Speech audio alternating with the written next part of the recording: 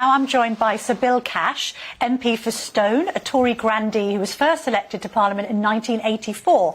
Sir Bill is going to explain the amendments that he and his fellow Tory rebels have persuaded the government to incorporate into Suella Braverman's illegal migration bill. And that's the bill, of course, that the government is desperately hoping will finally stop the boats. Sir Bill, absolutely delightful to see you this morning. Very nice to see you too. Now, will this bill stop the boats? That's the question. Well, I believe it will now. And what I said to Rishi when he was appearing in the House a few weeks ago was we've got to make sure this works. And I want to say something really important, which is that we've had a really constructive dialogue with the government, with Number 10, and with the Prime Minister and with Suella Braverman.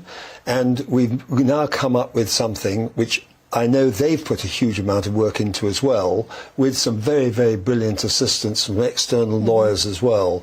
And we've actually improved the bill very much, made it much more relevant and tougher, but also fair and reasonable. So it doesn't get into a situation now whereby people can, I believe, attack it on grounds of international law breach, but at the same time it will satisfy the requirements which 2 to 1 of the British people now support, which is this bill in principle. But this is the million-dollar question. Will it stop the boats and indeed result in people actually being deported to Rwanda? Yes. To be fair to him, your opposition MP, Jonathan Ashworth, told a quite good joke today. He basically said that more journalists had been sent to Rwanda than actual illegal migrants.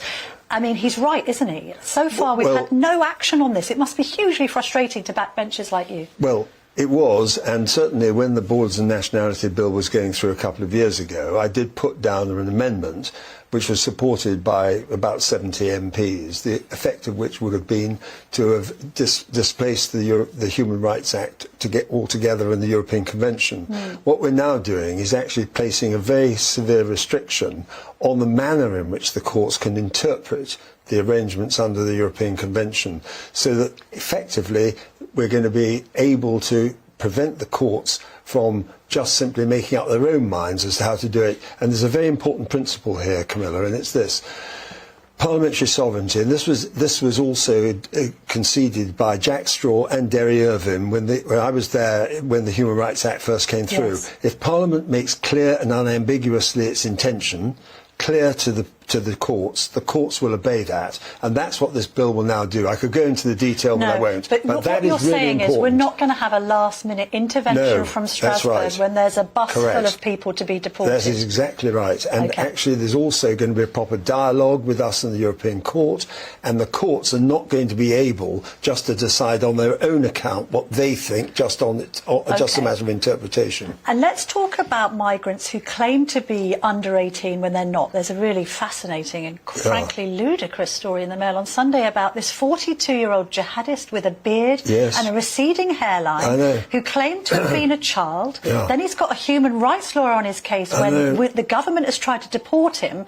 What do your amendments do about that kind of situation? Well, very simply, the numbers of people who at the moment, I think in 2022, half the people who were coming over and claiming to be children were actually adults, and it's that crazy. So really, that is also going to be dealt with. But the viewers and the listeners will be thinking, how does a guy with a beard and a receding hairline... completely absurd. Do we know how this happens? No, because he just claims he's an under 18 and everyone listens and believes him. This is where the tightening up, it's not just tightening up, but the actual prevention of situations like that had to be dealt with.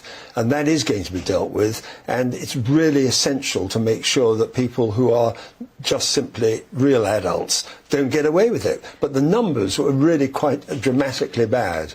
And on that, when you say deal with it, one of the amendments deals with this idea of proper age checking. Correct. Is it with X-rays? Explain that to us a bit. Well, there is in the previous bill, which became an act, there was a scientific assessment.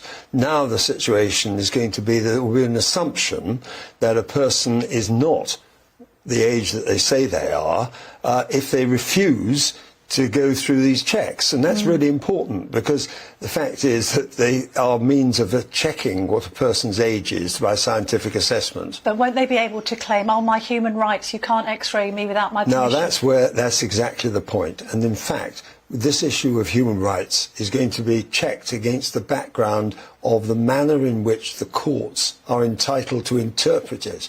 And what is described as serious harm is actually going to be defined according to whether or not there is real harm or there isn't real harm.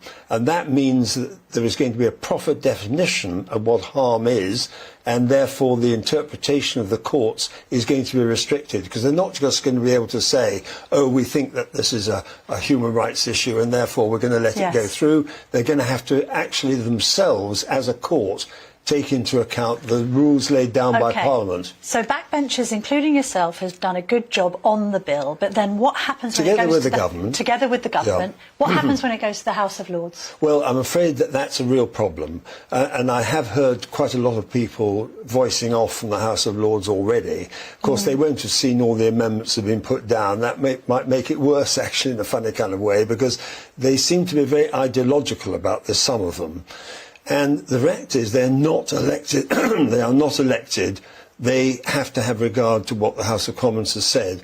And bear in mind that when this bill, as I believe it will go through unamended in the next few days, then I think the House of Lords has an obligation, having regard to public opinion. We know how they behave. I know. Well, they have actually been behaving very, I think, unreasonably on a number of issues over the last couple of years.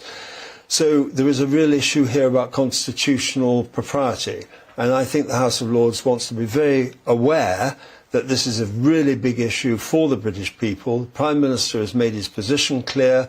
We have actually made it clear that our policy is to deal with and to get away from a situation where people are allowed to stay on when they shouldn't.